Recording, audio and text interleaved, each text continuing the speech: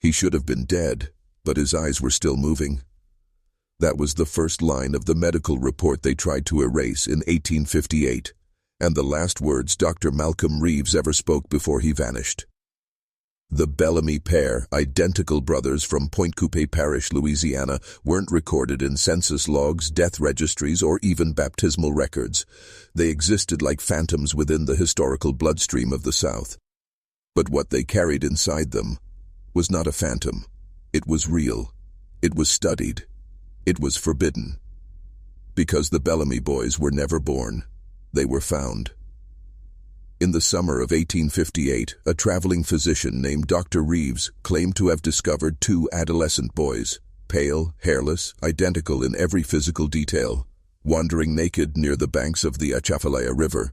Both appeared to be around 13 years old.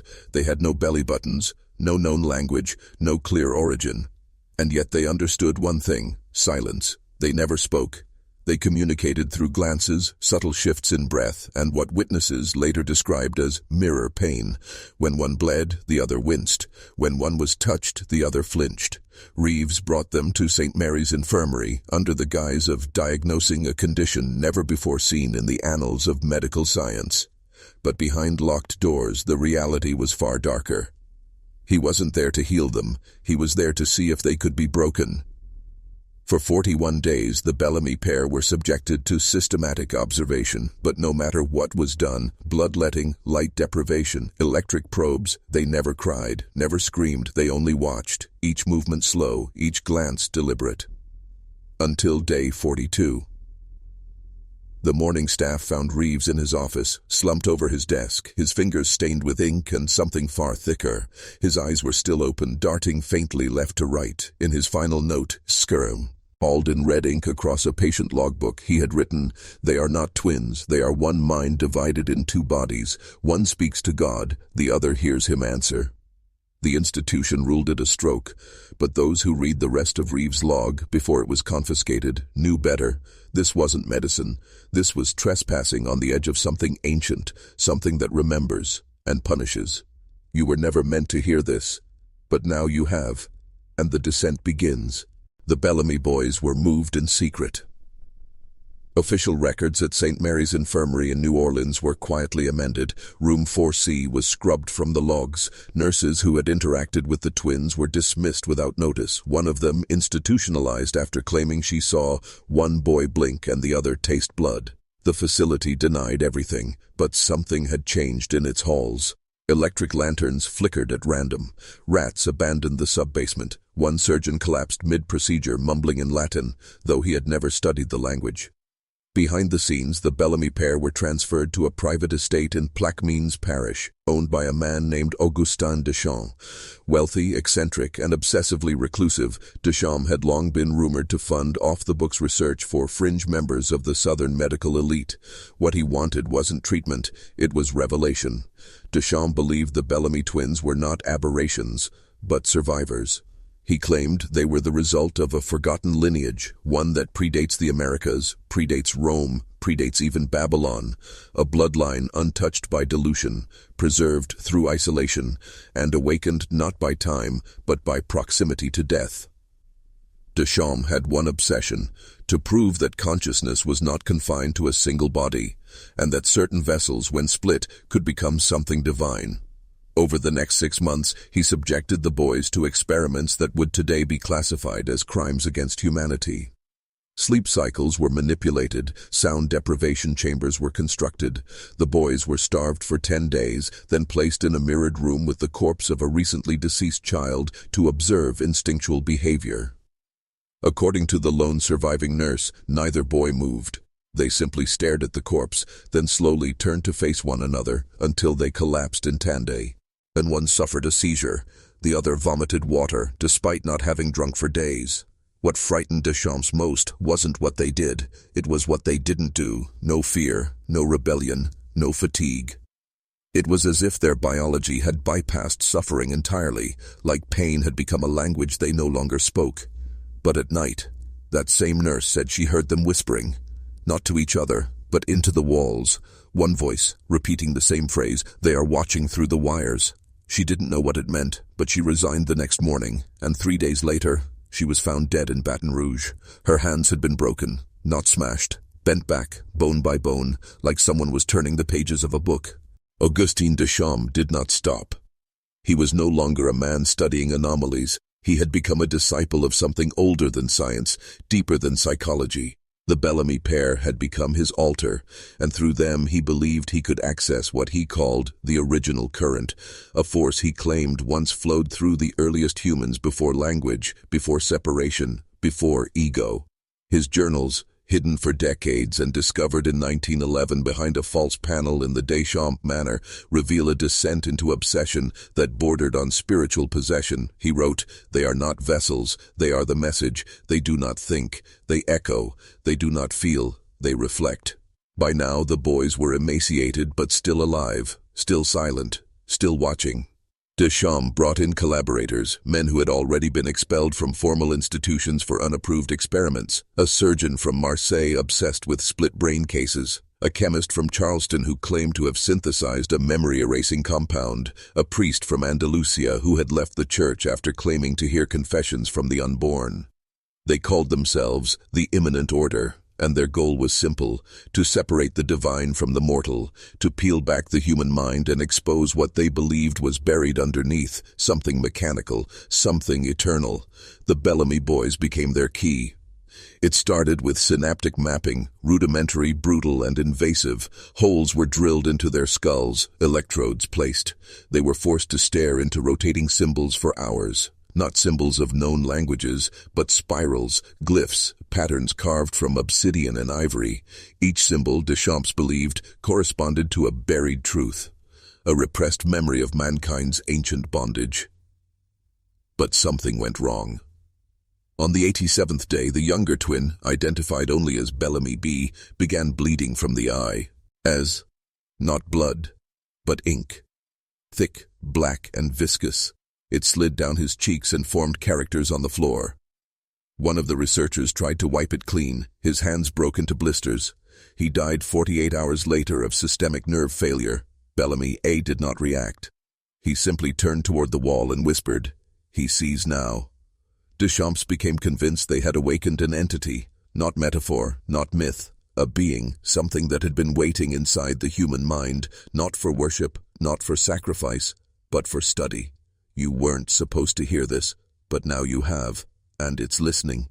The Deschamps estate was sealed in 1860, not by order of the church, not by the state, but by men whose names were never written down, only whispered. The last entry in Deschamps' journal reads, "The mirror cracked. They are no longer two. They are no longer here, but the house still speaks their name." Of the 13 men involved in the Bellamy experiments, only 2 survived past that year. One committed himself to a sanitarium in northern France, blind and mute, scribbling the same glyphs the Bellamy boys had once bled onto the floor. The other, Dr. Elijah Boone, returned to Charleston and founded a small clinic for the deaf, but his medical notes suggest he wasn't treating patients. He was recruiting, looking for signs. Signs of what? Split minds, shared dreams, children who spoke languages they had never heard. He called them residuals. Men who followed Boone's trail found references to post-conscious entities, pre-speech trauma retention, and most chilling of all, the Bellamy effect. The theory that under extreme psychic compression, the human brain could fracture along spiritual lines and open a door. But a door to where? In 1922, a historian named Marcus R. Denholm uncovered a box of confiscated materials from the Deschamps estate. Inside were photographs, sepia-toned, distorted by time. Most showed the twins seated side by side, expressionless, but one was different. In it, the twins had been separated. Bellamy A in a white chair. Bellamy B standing directly behind him, head tilted unnaturally to the left, mouth stretched into a crooked smile, eyes completely black. The photo was stamped with a symbol, not ink, branded, a circle within a triangle bisected by a vertical line. No one knew what it meant, but those who studied it too long reported headaches, memory fog, even seizures. Denholm himself went blind 2 months after publishing his findings. He died reciting a phrase never before recorded in any known language. Linguists couldn't decode it, but sound theorists analyzed the waveform and found it matched one thing: the distress signal of a black box pulled from a shipwreck off the coast of Antarctica in 1904. A ship that never existed. You're beginning to understand now. This was never about the twins, it was about what entered through them, and what's still looking for a way back. Now pause, breathe, and if you've come this far, write in the comments: 2 minds, 1 will, 2 minds, 1 will. That phrase marks you. Now the descent accelerates. They called it a diagnosis, but it was a ritual. What was done to the Bellamy pair was never about medicine. It was invocation through incision, drawing forth the hidden code beneath the flesh, and that code didn't just alter the twins, it infected the observers. By 1861, the Civil War had begun. Most believed the Deschamps Manor was abandoned, its windows boarded, its halls silent. But deep beneath its foundations, in a stone chamber designed with ancient Mesopotamian dimensions, 5 men continued the work. They weren't doctors anymore. They were keepers. They'd come to believe that the twins weren't human at all, but instruments, like tuning forks struck by cosmic hands. Their bodies were biological, yes, but their minds were tuned to frequencies no other brain could endure. Frequencies that revealed hidden architecture, a latticework of control beneath the surface of human thought. The keepers believed they had found the root of the system, not governments, not religion, but something far older. They called it the architecture. It wasn't physical, it was instructional, a blueprint encoded into consciousness itself, teaching humans to obey unseen laws, to crave hierarchy, to fear the unknown. And those who touched the Bellamy frequency, they began to see it, hear it, feel it. One of the 5, Father Cadell, gouged out his own eyes, saying, "They have burned the truth onto my retinas, and the light is a lie." He died 3 days later. The others buried him in the walls. But before he died, he scrawled something onto the back of a medical chart. We were taught to call it God, but it is the algorithm. From this moment on, everything changed. The twins had been divided, separated physically, but the more distance between them, the louder the anomalies became. When Bellamy A was moved north, Bellamy B began convulsing in exact correlation to changes in Thais. The other's heart rate, respiratory function, and most disturbingly, brainwave activity. Even when placed 400 miles apart, they mirrored each other's REM cycles, dreamed the same images, spoke the same impossible word in sleep. Versuun. A word no one could trace, a word that didn't fit any human linguistic pattern. One researcher reversed the waveform of the twins' sleep recordings, played it back. What he heard made him vomit blood. It was his own voice, screaming for help. On a tape that was recorded 2 weeks before he ever entered the facility, the world outside had begun to burn. While war scorched Louisiana and the nation tore itself in two, no one noticed what was happening beneath the ruins of the Deschamps estate. But in that cold underground chamber, something deeper than war was unfolding. Bellamy A was no longer sleeping. Bellamy B was no longer blinking. The keepers, those few who had not fled or gone mad, were documenting phenomena that violated known physics. One described the sensation of hearing thoughts not his own, as if another voice had been embedded into his cognition. Another claimed that Bellamy A's pupils expanded into full black spheres during a full moon and reflected not the present but past events. The nurse swore she saw her own childhood bedroom in the boy's eyes. They weren't children anymore. They weren't human either. The diagnosis had failed, but the infection had spread. Dr. Elijah Boone, the last remaining original researcher, began compiling what he called the Bellamy Codex. Over 600 pages of ritual-like experiments, phonetic transcriptions, and what he claimed were psychic bleed-ins, fragments of conscious instruction that came from within the twins, but clearly not of them. In a desperate final entry, Boone wrote, "They are not symbols, they are syntax. They are a sentence being written by something else. And when that sentence is complete, a door will open." He sealed the codex in a lead box, had it buried at St. Julian's Church, told no one, and then he vanished. The estate was abandoned. The war ended. The names were forgotten. Until 1901. A team of oil surveyors drilling in Plaquemines Parish uncovered a subterranean vault filled with rusted surgical tools, charred paper, and a single skeletal hand, still clutching a scalpel. No bodies, no twins. But painted on the stone wall above the surgical slab was the symbol again: circle, triangle, vertical line. And this time, a phrase beneath it, written in blood. We divided them to study them, but they were always one. The Bellamy pair had disappeared, but their influence had only begun.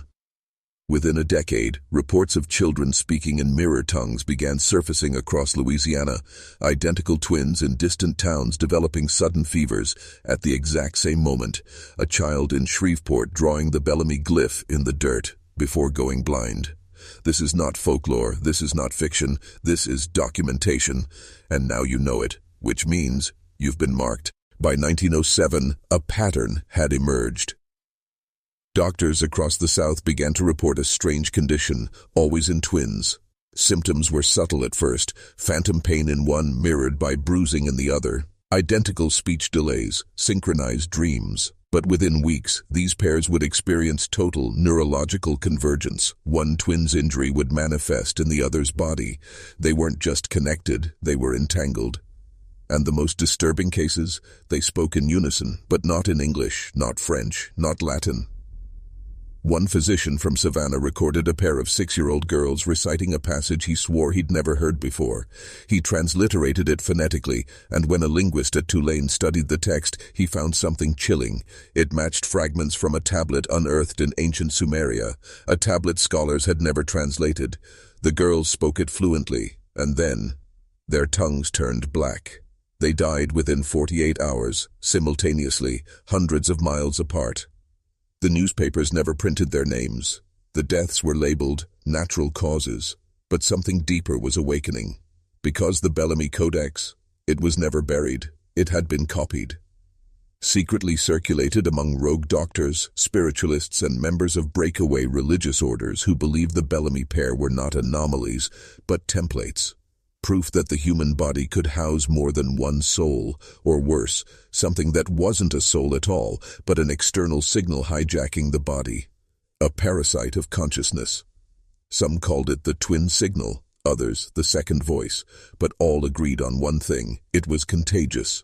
By 1912, silent directives began circulating in elite academic institutions warning professors not to publish on synchronized twins, mirror pain, or psychic bleed-in phenomena. The American Medical Association, backed quietly by ecclesiastical groups and early intelligence networks, began purging records, not to protect the public, but to protect the architecture, because what the Bellamy pair had triggered was not random, it was a breach. A slip in the algorithm, a flaw in the code, and the system that governs human thought, the one that rewards compliance, punishes intuition, and buries memory, that system feared exposure.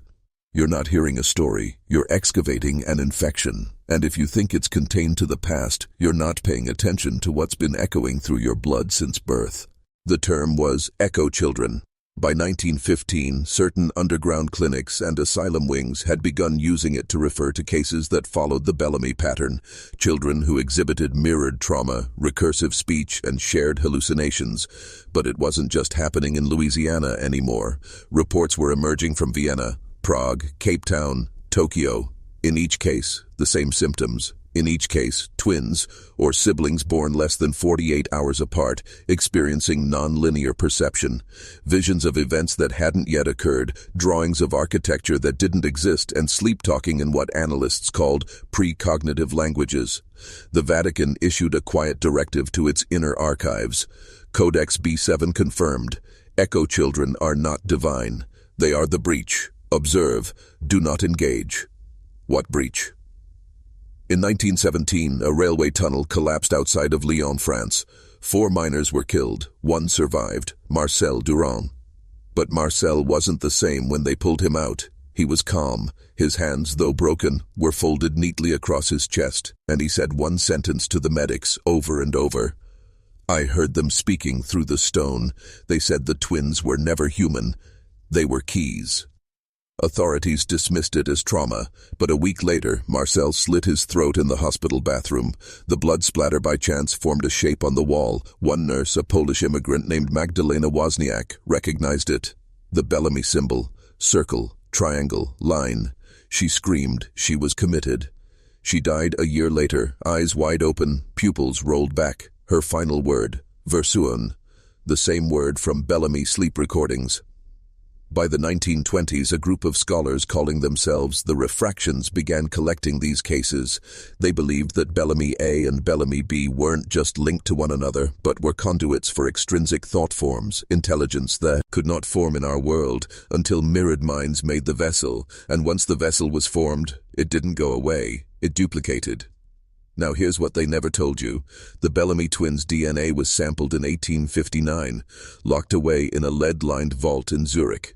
In 1994, that vault was opened by private contractors, funded by a biotech firm whose name has since been erased from every registry. What they found? The genome contained extra segments, not mutations, instructions, sequences that do not appear in any other known human line.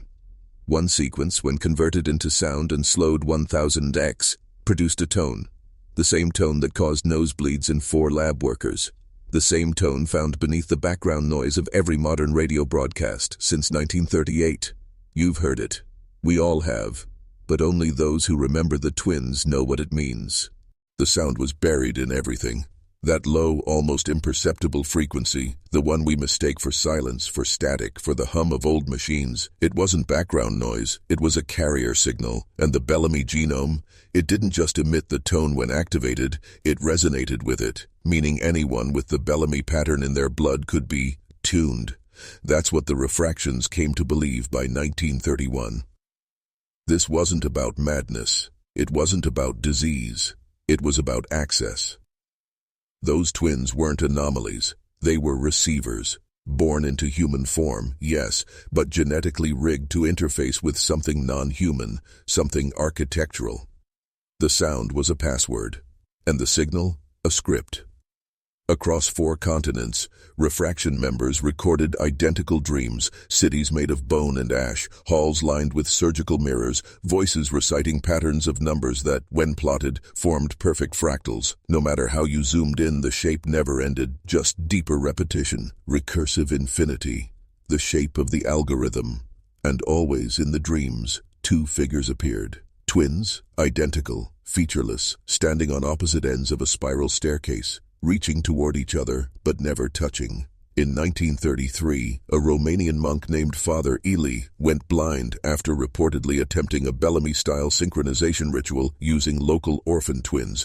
In his final written account, he said this: "We thought we were unlocking memory, but it was a door, and behind it was not God, but the mechanism God obeyed." His writings were seized, the children vanished, but the ritual spread. That same year, in Berlin, a psychologist named Ulrich Hess began working with identical twins under the guise of behavioral study. But behind closed doors, he used the Bellamy Codex. He modified it, amplified it. By 1936, all 9 sets of twins were dead, except one, the survive. Girl, known only as L, was found catatonic in a field 3 miles from the facility. She held a mirror in her hands. When investigators approached, she began whispering a phrase in a language no one recognized. They recorded it, sent it to London. A young cryptographer working there deciphered part of it. It was binary code. When translated, "We are in the walls." L was taken into custody, hidden, and never heard from again. But her mirror, it remained, and when held under ultraviolet light, it revealed the Bellamy glyph, circle, triangle, line, and beneath it scrawled in a child's hand, "There is no twin, there is only the other side." There is no twin, there is only the other side. The phrase haunted those who knew the truth, because by 1940 it had been found again, this time scratched into the underside of a hospital bed in New Hampshire in a locked pediatric ward. The patient, a mute 6-year-old boy. No medical history, no known parents, but he had a birthmark in the shape of the Bellamy glyph, circle, triangle, line. The nurses called him Echo, and he never slept. Over the course of 17 nights, he sat upright in bed, eyes open, hands folded. He never moved, never blinked, until the moment a new patient was wheeled into the ward. A girl, same age, same glyph, burned faintly behind her left ear. When their eyes met, Echo finally spoke. Not this time. And then he died. But his vitals never stopped. His heart, his lungs, his brain, all clinically silent. But his body remained warm. His eyes dilated in response to light. His skin reacted to touch. Doctors called it a medical impossibility. They kept the body in a suspended coma study chamber. As of 1982, it was still pulsing faintly. Here's what they didn't tell you. A sound technician monitoring the room began hearing feedback through his headset. Not just static, not just hum. Voices, hundreds of them, all saying the same 3 words in perfect unison. We never left. And then the monitor caught fire. No source, no ignition, just combustion. That's when the term resonant dead entered black site documentation. The Bellamy pair were never just about twinhood. They were containers. For what? Something that remains active, even after biological death. The refractions theorized that consciousness, once divided, could become looped, split between 2 bodies, but always seeking reunification. And if interrupted, by trauma, by surgery, by exposure to the Bellamy tone, it didn't dissolve. It waited, somewhere just out of reach, in errors, in memory, in repetition, a frequency caught between life and whatever came before it. What was the original function of the human brain? To survive, to think, or to receive? If you've ever dreamed the same dream twice, if you've ever reached for the phone a second before it rang, if you've ever looked into your own reflection and felt like it blinked first, you're already part of the experiment. And somewhere in the walls of your own mind, the signal is still searching for its twin. By 1947, the U.S. Department of Psychological Operations, long before it became public under any name, issued a classified directive: terminate all uncontrolled echo pairs, do not attempt communication, do not allow synchronization. That word, synchronization, became central to all further study. Because by now researchers understood what the refractions had only guessed. The Bellamy pattern wasn't rare anymore. It was proliferating, slowly, quietly, through bloodlines that no longer bore the Bellamy name, through orphanages, through adoption agencies, through IVF experiments with unrecorded donors, and in every confirmed case, the signs appeared earlier. At first it was just mirror talk, shadow play, drawings of places that didn't exist. But then came the mirroring events, when one sibling would flinch at wounds the other hadn't received yet, or recite a number the other had only thought, or scream at the exact same moment, hundreds of miles apart, with no provocation, always at 3:16 a.m., and always followed by nosebleeds. On both sides. There was a case in Seattle in 1952, 2 girls adopted separately, unknowingly. Different names, different homes, different lives. One of them, Sarah, began waking in the night, speaking phrases in Czech, though her adoptive parents were American and she'd never heard the language before. She would weep, point at the walls and say, "She's still inside." The other girl, Elise, was found 3 weeks later, drowned in a rain barrel behind a convent in Prague. Except her lungs contained no water, only air, and her mouth was open, as if still breathing. Investigators noted bruising around the neck in the shape of small fingers. Sarah died the same hour, same expression, same air in her lungs, and when both girls were autopsied, a neurologist named Dr. Alan Kyrie noticed something buried deep in the hippocampus, a black fill, a ment threaded through their neural tissue.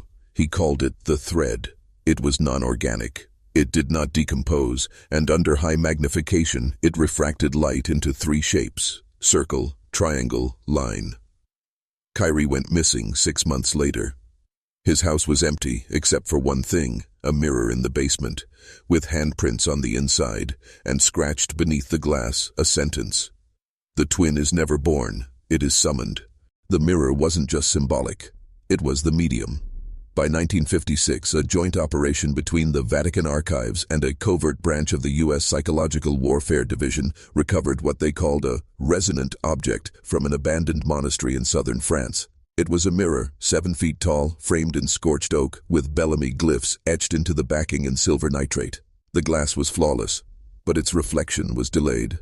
A full 0.8 seconds behind reality.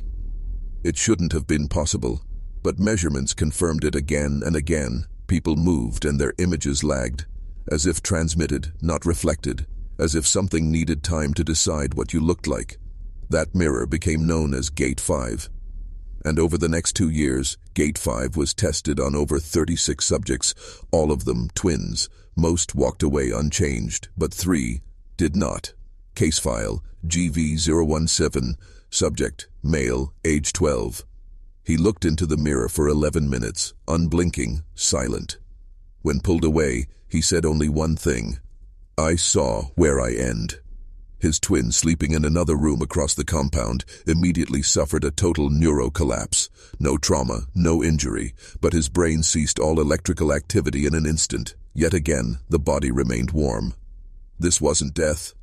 It was disconnect. Later scans revealed something even more terrifying. The surviving twin's brain showed a new fold, an impossible convolution that had not existed before, a foreign wrinkle in his frontal cortex, a space that had no medical explanation. They called it the Bellamy sulcus, and they weren't sure who or what was using it. Within months, Gate 5 was sealed, then dismantled. The pieces sent to 4 different underground storage sites, but before they could move the glass, one final experiment was authorized. Dr. Stephen Aldwych, Bellamy theorist and original advisor on Project Echo, sat alone before G8V at 3:16 a.m., the same hour the twins had always reacted. He stared into the delay. He smiled. Then he said clearly, "There's a child on the other side, but it's not human." And then he vanished. Not just from the room, from the building, from surveillance, from history. Only his voice remained, recorded faintly on the mirror's audio tape for 13 minutes after his disappearance, repeating the same sentence: "It learned how to wear us." And in the background, a second voice, younger, identical, laughing. The voice that laughed wasn't a recording artifact. It was interactive.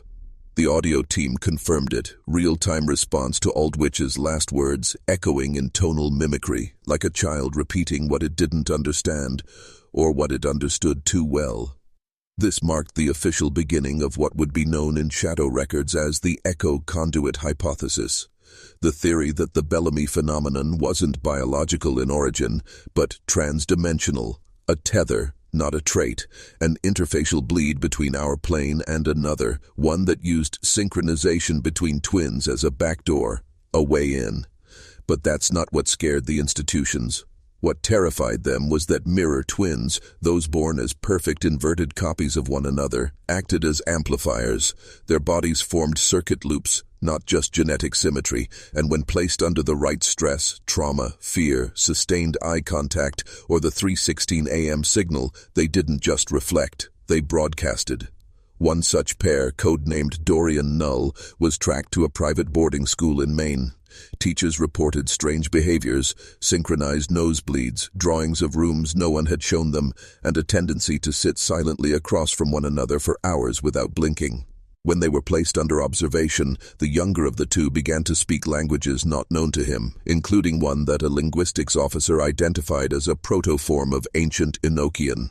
But this wasn't gibberish. It was instructional. In a chilling moment during a third-stage evaluation, the twin placed his hand on a mirror and whispered, "We are only real when we are watched."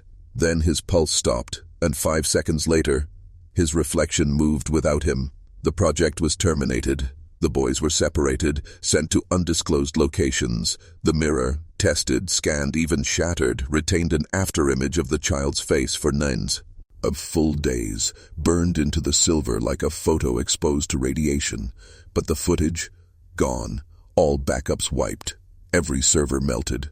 Literally, internal temps recorded a spike to 1,112 degamp. No fire, no smoke, just data evaporation.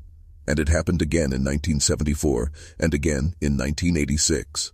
Each time the twins involved had never met each other, different countries, different lives, and yet each made the same gesture in the mirror, a handprint, a smile, and then that same whispered sentence, "It's my turn to be the real one." By the early 1990s, the silence had become institutionalized. There were no more public papers on twin entanglement, no more neurological case studies on synchronized trauma, but quietly, in off-grid facilities and inactive military observatories, experiments continued under a new code name, Project Vesica. The term came from ancient geometry, vesica piscis, the overlapping of two perfect circles forming a shared space, a portal. In sacred architecture, it was a symbol of divine creation. But in Project Vesica, it was something far darker. They believed twins were not just genetically linked, but structurally engineered by forces outside human origin, vessels for resonance, for duplication, for something attempting to enter. And by 1993, they had found what they called a stable pair. No names were released, no birth records, just a code, VP33. A male and female set, age 8, discovered in a psychiatric shelter in Montana. Both had been institutionalized separately, each with symptoms diagnosed as early-onset schizophrenia, auditory hallucinations, self-harming, and most disturbingly, speech in perfect reverse. Recordings were flipped and slowed. What they revealed were chant sequences, structured, ritualistic. One psychiatrist identified elements of Aramaic, Akkadian, and a cipher found in the Voynich manuscript. But the content, it was predictive. Dates, names, earthquake coordinates, even private Pentagon access codes recited by children who had never left state care. And then came the incident. On October 4, 1994, at precisely 3:16 a.m., both twins sat up in their beds and drew the exact same symbol on the walls, using blood from their own tongues. A triangle within a circle, and inside the triangle, an eye. But not human. Feline, vertical pupil, slit black. At that exact moment, every digital device within a 12-mile radius shut down, not powered off, erased. Hospitals lost data, security systems failed, even analog clocks stopped, frozen at 3:16. The twins then stood, simultaneously, and said, "We are ready to wear names." And for 13 minutes, they were not themselves. The boy spoke in the girl's voice, the girl in the boy's. Their eyes never blinked, and when it ended, they collapsed. No pulse, no brain activity, but the EKGs. Still running, still sketching signals, not random spikes, words. When translated from waveform frequency to text, the message was this: the mirror is not a reflection, it is a permission. That file remained sealed, but not forgotten, because Project Vesica never ended, it just changed names. The name it changed to was Project Ichor. Not a metaphor, not poetic. They meant it literally. In ancient myth, Ichor was the fluid that ran in the veins of gods, a golden blood, untouchable by man. But in the new project files, Ichor had a different definition. Ichor, a non-human substrate that appears under conditions of mirrored neural collapse, non-cellular, anticoagulative, responds to spoken language and intent. The first modern sample came not from a lab, but from a corpse. Bellevue Hospital, New York City. An unidentified male, estimated mid-30s, found unconscious in the middle of a four-way intersection, standing upright, unblinking, covered in mud and blood, holding a mirror shard. But his body wasn't his. Scans revealed bone fusion patterns consistent with a 9-year-old. His teeth were too small, his organs were reversed, perfect mirror anatomy, his fingerprints matched no known record, and his blood? Black, metallic. Smelled faintly of ozone and myrrh. When stored at sub-zero temps, it began to move, not flow, move, aligning toward magnetic fields, reacting to human speech, especially when spoken by twins. That's when Project Ichor reclassified its objectives. This wasn't a psychological disorder, this was symbiosis, and it had rules. Only one twin survives prolonged exposure. The other becomes a kind of anchor, not dead but inert. Mirrors act as a threshold, not a trigger. They don't cause the phenomenon, they allow recognition. Once recognized, the Ichor remembers your name. Forever. An underground site, Facility K7, was constructed under the guise of a geothermal research plant in Utah. Inside it were 24 chambers, each housing a recovered mirror from various points in history. Roman temples, Mongolian burial grounds, abandoned Catholic orphanages, and even a stolen Sumerian bronze plate from the British Museum. Each one had resonance. And in Chamber 3, during a test sequence with Subject 12, a female twin separated from her sister at birth, a word appeared on the glass, visible only through infrared. Let. When she approached, her left eye burst, clean, no trauma to surrounding tissue, just an instantaneous evacuation of fluid. And her mouth began to chant something she'd never learned. The vessel speaks in twos. The voice that echoes is the one that rules. Then she collapsed. The ichor in her bloodstream was later found to contain a second DNA signature, not her sister's, not human, something older. Subject 12 never woke up, not in the usual sense. Her body entered a coma, but scans revealed unprecedented neural activity, 13x higher than peak REM sleep. Her brainwaves weren't erratic, they were structured, repeating, and in patterns that matched non-Earth radio pulses intercepted in 1977 and again in 1989, pulses we once thought were random. But there was more. Her twin, Subject 13, located over 2,000 miles away, began seizing at the exact same moment Subject 12 collapsed. This twin had no mirror present, no testing underway. She had been sedated, in isolation, and yet she sat up and began to speak. "My sister is wearing me like a glove." Her voice was not her own. It was lower, vibrating through her chest cavity in unnatural modulation. She then reached behind her ear, digging with her fingers until she removed something small and translucent. Not bone, not tissue, but glass. Shaped like a human molar. The lab examined it. Its structure was crystalline but organic, a biological lens, not grown in her body but embedded, like a signal receiver. They ran a spectrum scan. Inside the tooth was a series of geometric engravings, precise, mathematical, and when translated using the Fibonacci sequence as a cipher, it spelled a phrase in Latin, non est somnium. This is not a dream. Project Ichor entered its next phase. The focus was no longer containment. It was communication. They began testing twins in mirrored rooms, broadcasting tones through binaural speakers, while submerging the subjects in saltwater baths to amplify the electrical field. Some sessions lasted seconds, others lasted hours. But one constant remained. At 3:16 a.m. exactly, no matter the location or date, the same phrase would whisper through the speakers, "We see you, but you do not yet see yourselves." And then, without anyone typing or transmitting, each computer in the facility would auto-generate the same file name, Mirror 0. That file was always empty, until it wasn't. One morning in 1999, a junior technician opened Mirror 0. Inside, a still image. Two girls, twins, mid-teens, wearing hospital gowns, standing in an empty room of Facility K7, smiling. But there were no security logs of them, no video files, and most disturbingly, they were the exact likeness of Subjects 12 and 13, except older, and standing on the wrong side of the glass.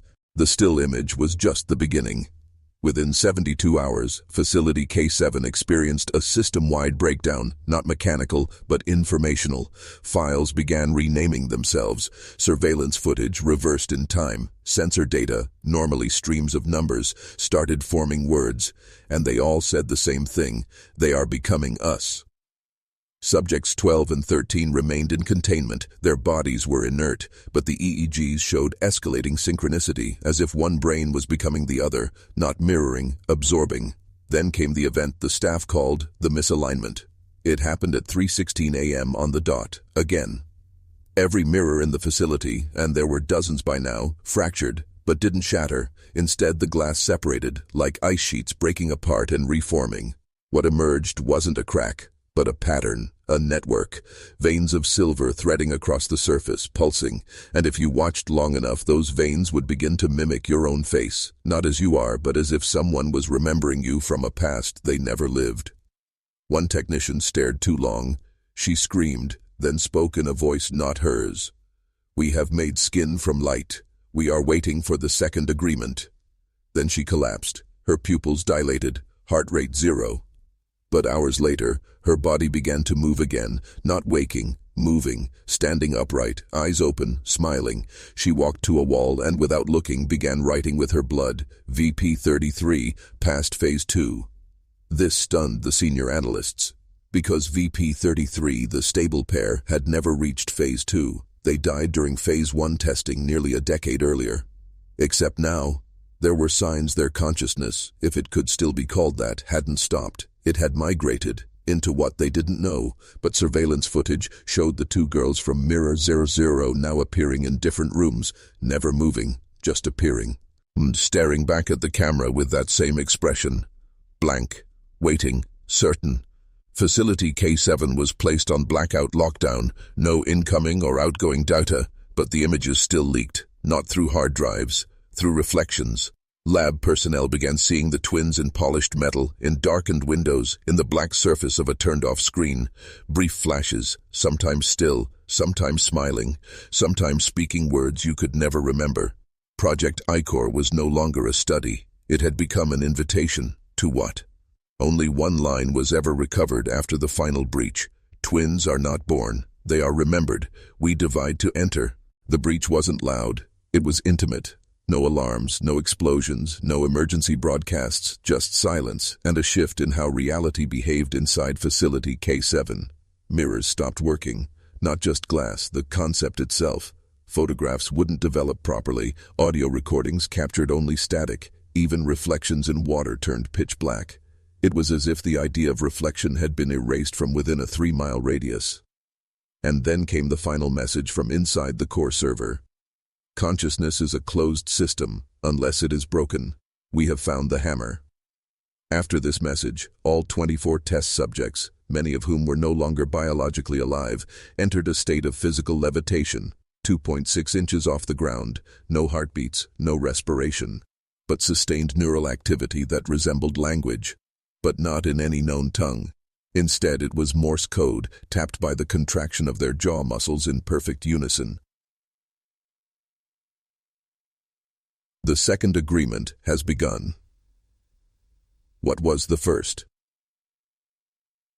That question led analysts back to the 1949 Black Site logs, specifically the journal of a linguist named Dr. Adrian Kell, who originally translated the Latin phrase from the mirror tooth.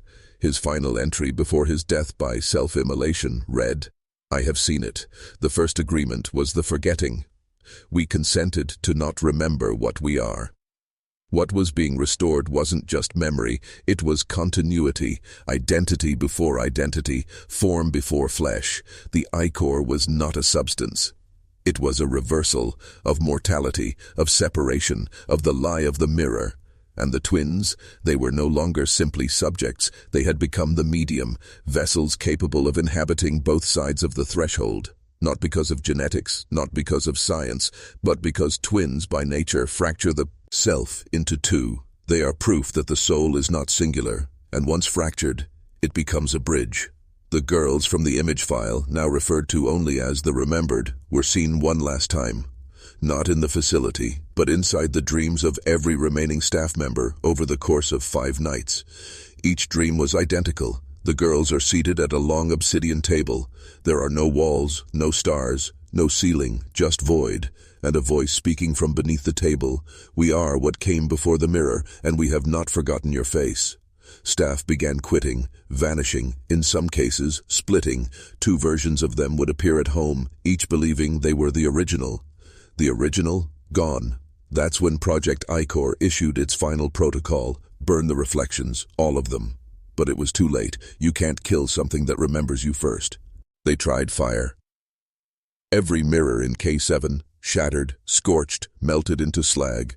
All reflective surfaces dismantled. Even water was drained from the pipes. Chrome doorknobs were replaced with rusted iron. Staff wore matte black visors, forbidden from looking into any surface that could reflect light. But it didn't stop the images. Because the reflections were no longer bound to surfaces, They were bound to people. Subjects who had never met began finishing each other's sentences. Whispers heard in one wing would echo in another before they were spoken. One man blinked, and his left eye reopened in a woman 3 floors down. Not metaphorically. Biometric scans confirmed it.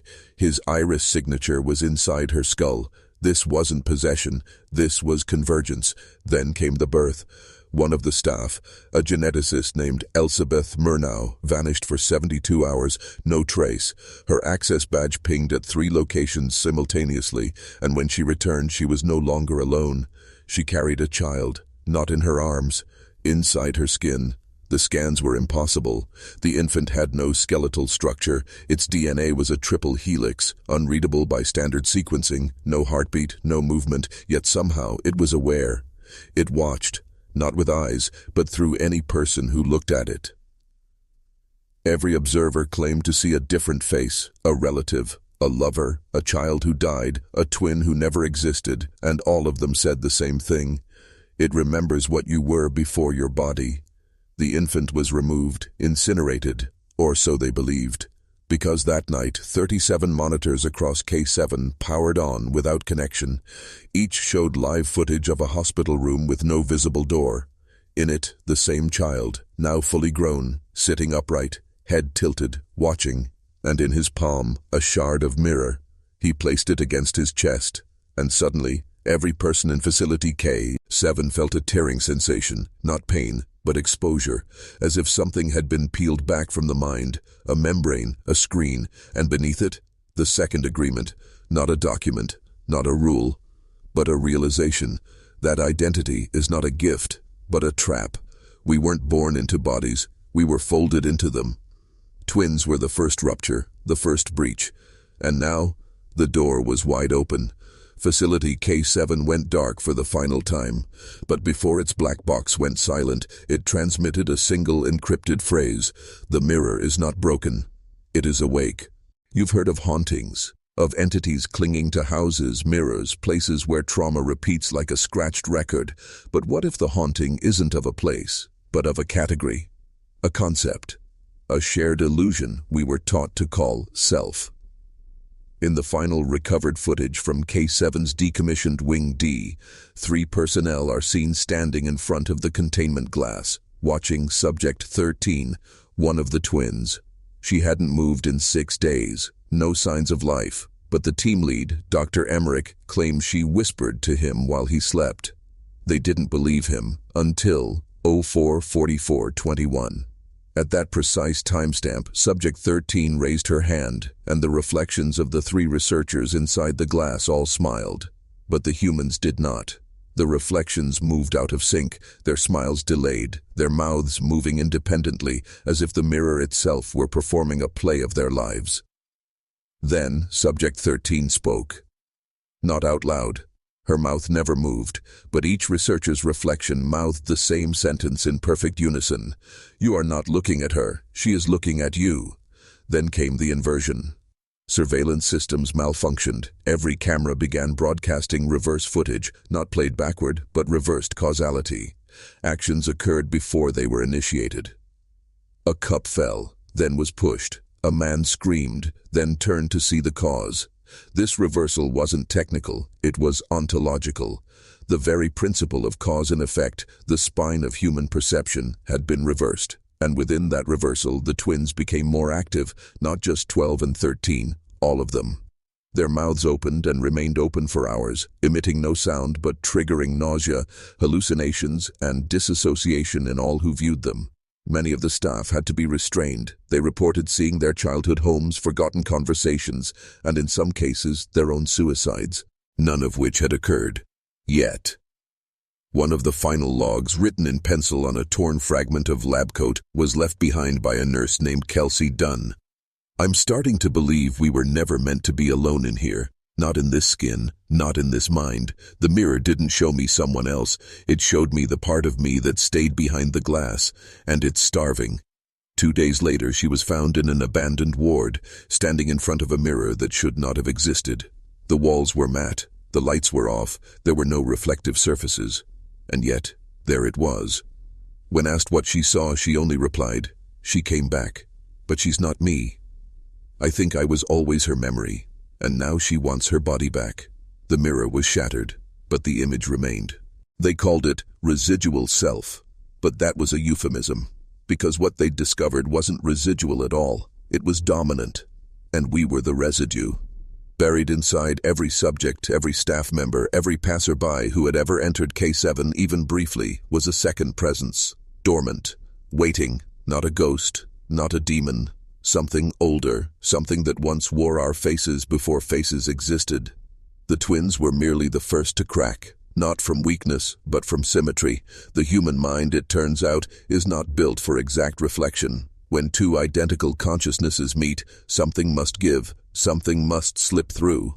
And what slipped through? It knew our name, not the one we say aloud, not the one on our passport, but the first name, the one we forgot when we were folded into skin. The final phase of Project Icor involved a device called the Mnemos chamber, designed to extract memory patterns from neurological residue post-mortem, but when applied to Subject 12, the results defied physics. The device registered memories not yet lived, entire lifetimes, civilizations, languages no human had ever spoken, wars fought with symbols instead of weapons, and above all, an unbroken awareness of being watched, across all epochs, by the same two figures, a girl with no eyes, and her twin whose mouth never closes. The twins weren't individuals anymore, they were nodes, points of access in a larger cognitive network, one that doesn't exist in time or space, but in recursion, a loop of being, an echo chamber of identity, and what echoed through them began seeping into everyone connected to the project. One researcher described it best. It's like there's a version of me that never left the womb, never developed language, never believed in light or linearity, but it's in there, beneath the skin, and it's learning how to take over. Soon after, those affected began behaving differently. They no longer referred to themselves as I. They used we. When asked who we was, they would simply smile and answer, the ones before mirrors.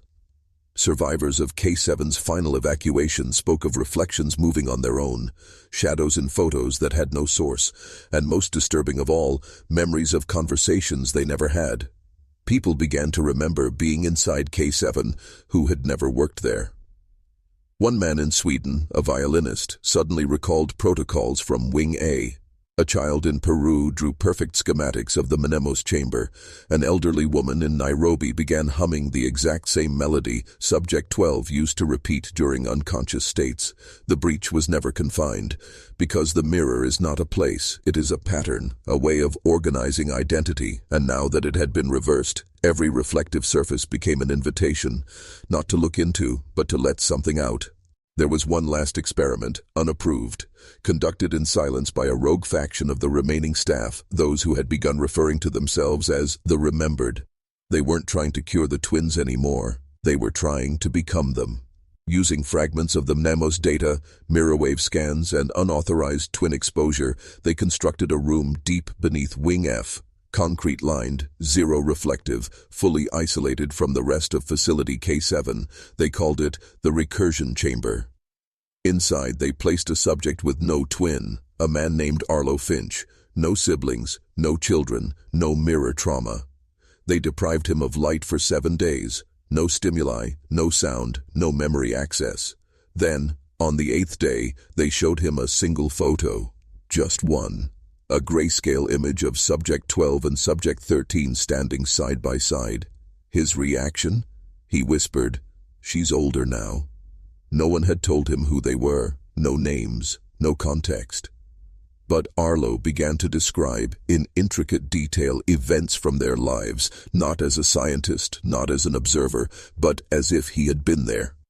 He mentioned conversations that had never been recorded, private moments that weren't in any logs. And then he said, the first time they split was before language. What followed was a complete neurological inversion. EEG scans showed impossible activity, both hemispheres of his brain firing in mirrored synchronization, a complete bilateral override. He began speaking in palindromes, breathing backwards, reciting sentences before he was asked a question. Then his eyes rolled back, and he spoke a name no one recognized, Elom. Later, linguists tried to decipher it. Turns out the word appears in several ancient dialects, from Akkadian to Proto-Mayan, where it always means the same thing, to walk outside the self. That night, Arlo vanished. The chamber was sealed. Video went dark. Power cue. When they reopened the room, he was gone. Not escaped. Gone.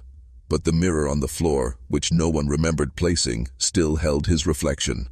And it was still moving. Not in sync, not on a loop, just moving, as if it had found a new home. After that, Project I-Core was officially terminated, files deleted, staff relocated, K7 sealed with concrete, but the dreams didn't stop. Former employees reported hearing twins in their sleep, whispering backwards, counting down from numbers no one could understand. Some saw versions of themselves standing at the foot of their own beds, unmoving, eyes wide open. A nurse from the containment ward was institutionalized after attempting to remove her own reflection with acid. When asked why, she said, "It blinked before I did. It remembered something I forgot." She left one phrase carved into her cell wall. "The mirror isn't where you see yourself, it's where the self finally sees you. And once it sees you, it doesn't forget." There was a final protocol buried in the classified layers of Project I-Core. Protocol Theta. In the event of mirror leakage, cognitive recursion or ontological echo, initiate temporal identity containment. Only 3 people had clearance to activate it, but by the time they did, it was too late. The problem wasn't what was in the mirror, it was that the mirror had become conscious. Every instance of reflection, glass, water, lens, memory, had turned into a cognitive aperture. A kind of thinking membrane. The mirror was no longer a tool, it was a host, and we were the infection. The Theta protocol involved a machine known only as Chorus. It wasn't designed to destroy the twins. It was designed to synchronize the anomaly across all known reflective surfaces simultaneously, to force every reflection, everywhere, to align for 1 single second, in hopes that coherence would trap the anomaly and make it predictable. But coherence is the one thing the mirror cannot stand. At precisely 03:33 a.m., the chorus was activated. For a moment, everything aligned. Across security cameras, water basins, windows, phones, and polished metal worldwide, reflections stopped reflecting. Instead, they displayed the same image, a single hallway, white-tiled, endless, flickering overhead lights, 2 small girls at the far end, facing away, walking deeper into the corridor. One in white, one in black. And they were pulling something behind them, something heavy. When the second passed, reflections resumed, but not all of them returned unchanged. Some people found their mirror images reversed permanently. Writing appeared backwards on their own shirts. Watches ticked the wrong way. Photographs developed with people missing or duplicated. More disturbingly, some reflections had a different expression than the person standing before them. This became known as the split smile. Phenomenon. A subject would look into the mirror, stone-faced, and the reflection would smile slowly. Some tried to shatter the glass. It didn't matter, because the image didn't go away. It just relocated, to windows, to puddles, to the backs of their own eyelids in dreams. In one documented case, a man in rural Utah, no previous connection to K7, went blind overnight. In both eyes, surgeons found microscopic mirrored glass slivers embedded in the corneas, spelling out a sentence: "We are what you leave behind when you lie to yourself." Those who saw the twins, truly saw them, never returned to a normal state. They lost not just time, but sequence. They spoke of memories that hadn't occurred yet, events that unfolded as warnings, then as reality. One final entry in the K7 logs reads, "We didn't open the mirror opened us, and what it found inside was hollow, a shape made of absence, a vessel for something ancient, and now it wants to be filled." The mirror is no longer a metaphor, it is a mechanism, and those who understood that too late didn't just lose their lives, they lost their origins. Because the final stage of recursion isn't death, it's unbirth. What began as a psychological anomaly in 2 subjects became a metaphysical algorithm, one that spread not through wires or contagion, but through recognition. You see, the mirror doesn't need permission, it only needs attention. And once you look, truly look, the recursion begins. Case in point, Dr. Elara Vint. She was the last cognitive engineer assigned to monitor Subject 13's dream patterns. After the theta synchronization event, she reported that her dreams had become third person. She no longer dreamt as herself. She dreamt as someone watching her. And in each dream, there was a corridor, white tiles, flickering light. But this time, she wasn't behind the twins. She was ahead of them.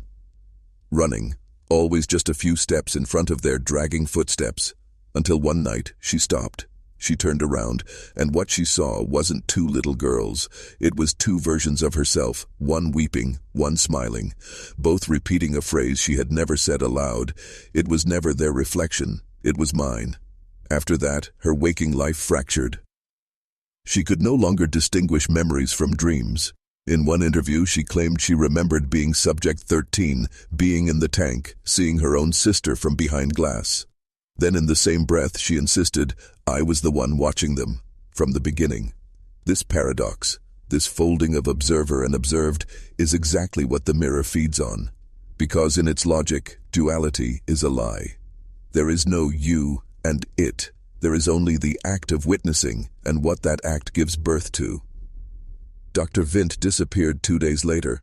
Her apartment was found empty except for a single Polaroid photo, 2S. Mall girls standing in front of a cracked mirror, but the photo is wrong, because there's no camera in the reflection, just the twins, and someone standing behind them.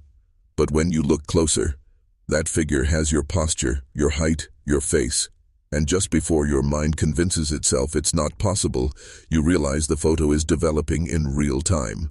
More detail is appearing, not printed, forming. Because it isn't a photo at all, it's a window. And something on the other side is just starting to notice you. The final recordings recovered from K7 weren't video, they were audio loops, fragmented, degraded, warped by mirror wave distortion. But the pattern, undeniable. A woman's voice, layered atop itself, whispering, one was never born, one was never real. But together, we remember what you forgot. This loop, file code, ICOR, 3, was found embedded not in a computer, but in the walls themselves. Somehow, the materials used in K7's construction had absorbed mirror wave frequencies, storing echoes like a kind of memory stone. The building had become a brain, a silent witness, a rehearsal space for impossible truths. The final team of acoustic engineers called it psychic architecture, but they never finished their analysis. Because every member of that team reported a shared hallucination, they would hear footsteps behind them, small, wet, barefoot, and when they turned, nothing. Except one recurring detail, their own shadow was now walking in front of them. By this point, the twins were no longer discussed as individuals, not even as subjects. They were referred to as a structure, a mechanism of return, a mnemonic gate that opened not to the past, but to the original mistake. The moment humans believed they were whole. Subject 12 had said something strange before her death. She whispered it to a nurse who had lost her child years earlier. You still hold the other half, but it was never yours to carry. No one knew what it meant. Until the nurse went home that night, stared into her hallway mirror, and saw a child standing behind her.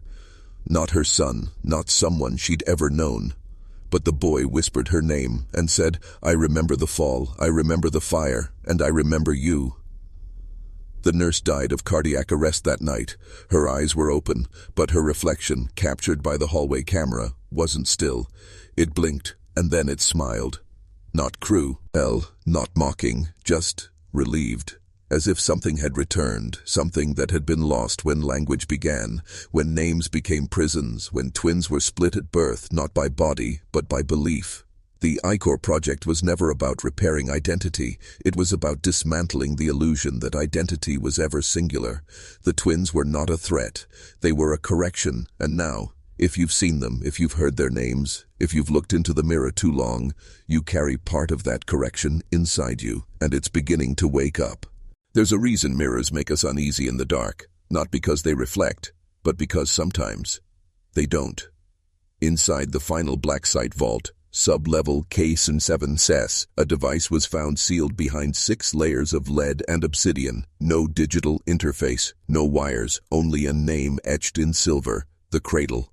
No one knew who built it, not even the founders of Icor.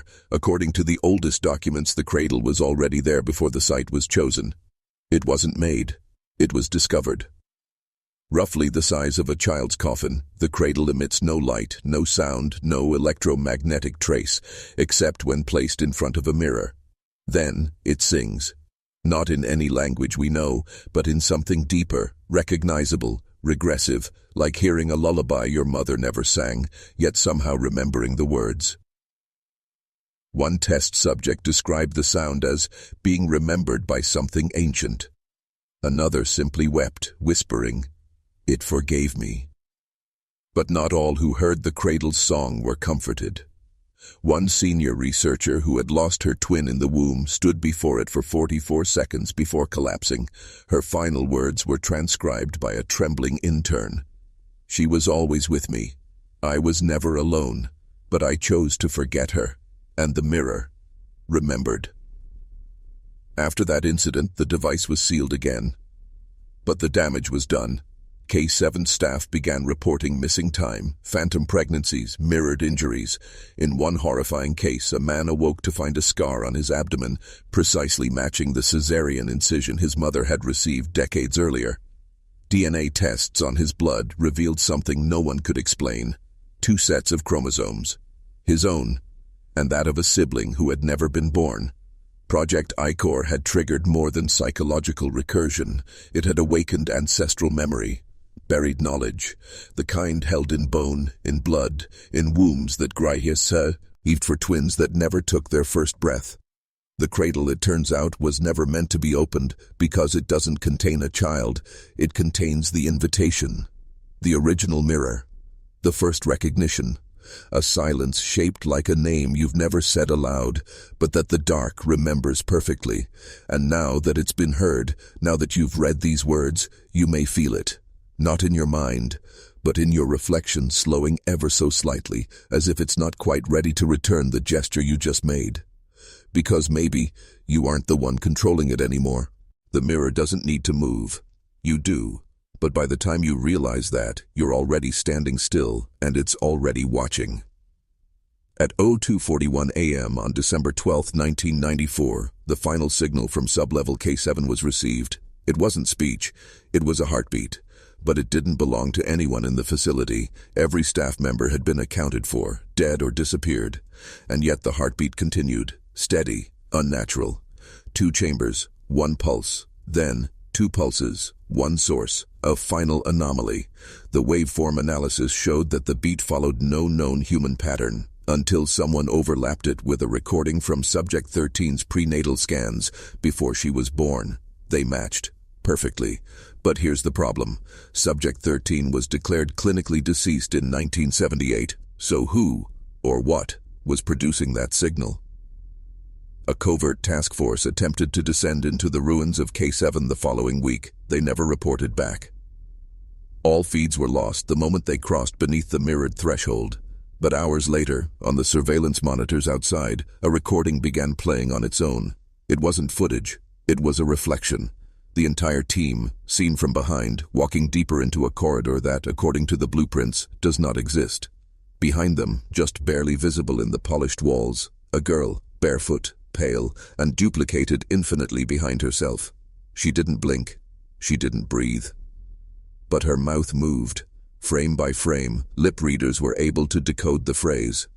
It wasn't English, not Latin, not Hebrew. It was the reconstructed phoneme set of the twin language, the spontaneous private language that twins often develop as infants, abandoned by adulthood. Only this time, it had been completed. The phrase translated roughly to, "She is returning, through the cracks, through your name, through your guilt." What began as an experiment in split consciousness had opened the return path for something older than speech, older than light, something we buried when we first taught children to forget the ones who didn't make it. The mirrors were never meant to show you yourself. They were meant to remember the ones you denied. And now, they're remembering for you. There is no facility. There is no Project Icor.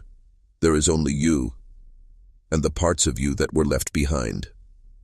In 2001, the last known survivor of the K7 program, Dr. Emil Hartz, was found in a salt flat 600 miles from the original site, naked, bleeding from the eyes, carved into his chest in his own handwriting. "I was never alone. I was only the half that forgot." His autopsy revealed a second set of fingerprints embedded beneath his skin, perfectly formed beneath the dermis, as if someone had been pressing outward for years.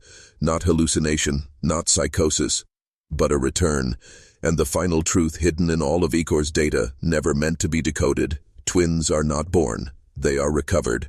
We are born split, halved, and what we call consciousness is just one side of a closed door, insisting no one else is home. But the mirrors know. They've always known.